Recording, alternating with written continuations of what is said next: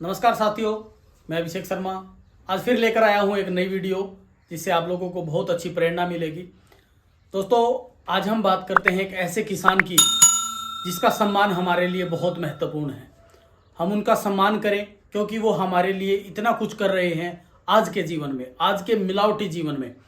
हाँ दोस्तों, मैं बात कर रहा हूँ एक मधुमक्खी पालक किसान की। वो एक ऐसा किसान है जो आप गुमनामी की जिंदगी जी रहा होता है और हमारे स्वास्थ्य के लिए निरंतर कार्यरत रहता है।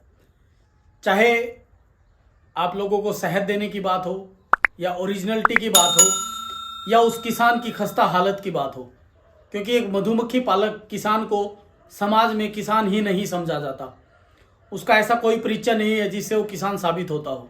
यही हमारे समाज के आज हालात हो चुके हैं। वो दर बर दर भटकता रहता है, बहुत सारी उसको समस्याएं घेरे रखती हैं, चाहे वो शहद के रेट को लेकर के हो, चाहे आम जनता के द्वारा उसको एक मिलावटखोर कहा गया हो। क्योंकि जो हम शुद्ध शहद आप लोगों तक पहुंचाते हैं, बहुत सारे लोगों का मानना ये होता है कि मधुमक्खी पालक उसमें मिलावट करता है। तो आज मैं आप लोगों को बताता हूं एक मधुमक्खी पालक किसान की क्या जिंदगी होती है। दोस्तों, हम शुरुआत करते हैं मधुमक्खी पालन आरंभ करने से। एक मधुमक्खी पालक वो किसान होता है जिसके पास अपनी खुद की जमीन नहीं होती। वो किसी अन्य खेतों में जाकर के वहां पर मधुमक्खी के बॉक्स रखता है और वहां से अपना कार्य आरंभ करता है। क्योंकि तरह तरह की फसलें लगाना किसी भी व्यक्ति के लिए संभव नहीं है, उसको अलग अलग स्थान पर जाना पड़ता है। और ये काम करता है एक मधुमक्खी पालक किसान, जो एक जैसे सरसों का सेशन आता है तो उसको छोड़ करके जब वो सेशन खत्म होता है तो नए सेशन पर जब जाता है तो मधुमक्खियों को अपने गाड़ी में भर करके उस स्थान पर लेकर के जाता है जो स्थान उसका नहीं होता है। किसी से पूछ कर या किसी के हाथ पैर जोड़कर वो वहां पर मधुमक्खी के बॉक्स लगाता है, जिससे जिसके खेतों में लगाता है उसको तो निरंतर फायदा ही होता है, क्योंकि मधुमक्खियां पोलिनेशन का काम करती हैं। लेकिन उसको बहुत कुछ सहना पड़ता है। कोई भी आकर के वहां से उसके बॉक्सों को उठाने का दबाव बनाता है। और वो जैसे हम शहद खरीदते हैं तो हम बड़े ब्रांडों की तरफ जाते हैं, जब किसान की तरफ जाते हैं तो उससे बहुत ज़्यादा सर्टिफिकेट मांगे जाते हैं, या फिर उसको सीधा ही बिना उसकी चीज़ों को चेक किए मिलावटखोर साबित कर दिया जाता है। तो बड़ा दयनीय स्थिति हो चुकी है एक मधुमक्खी पालक किसान की।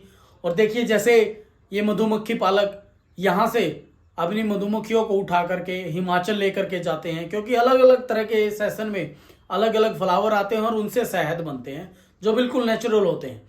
तो अगर हरियाणा में कोई मधुमक्खी पालक है तो अपने बॉक्स गाड़ी में भर करके जब वो हिमाचल लेकर के जाता है तो बड़ा मुश्किल काम होता है। उसके बहुत सारी समस्याएं आती हैं, उनसे पैसे भी मांगे जाते हैं और उसके साथ जो ऐसे हादसे हो जाते हैं, मधुमक्खियों की गाड़ी पलट जाती है तो कोई सहायता राशि उसको पहुंचाई नहीं जाती, क्योंकि वो किसी भी मानक पर अभी अपने आप को किसान साबित नहीं कर पाया है। तो दोस्तों, बड़ा ही दुख का विषय है। मैं हर बार आप लोगों को ये बोलता हूँ कि किसानों का साथ दीजिए, लेकिन मैं पहली बार आप लोगों के समक्ष लेकर के आया हूँ कि मधुमक्खी पालक जो किसान है, वो जो निरंतर खेती कर रहे हैं, कहीं ना कहीं उन किसानों से भी बढ़कर उनका सम्मान होना चाहिए। क्योंकि जो किसान निरंतर परंपरागत खेती जो कर रहा है वो अपनी जगह पर कर रहा है, वो उसकी पुश्तैनी जगह है या अपने घर की जगह है, वहां पर वो खेती कर रहा है, उसको कहीं जाना नहीं पड़ता। लेकिन एक मधुमक्खी पालक एक स्थान से हजारों मील चल करके दूसरे स्थान पर जाता है और वहां पर भी उसके साथ कोई दुर्घटना घट जाती है या कुछ ऐसा हो जाता है, शहद नहीं निकल पाता है, तो उसके लिए वापिस आना एक बड़ा मुश्किल, एक चुनौती भरा काम हो जाता है।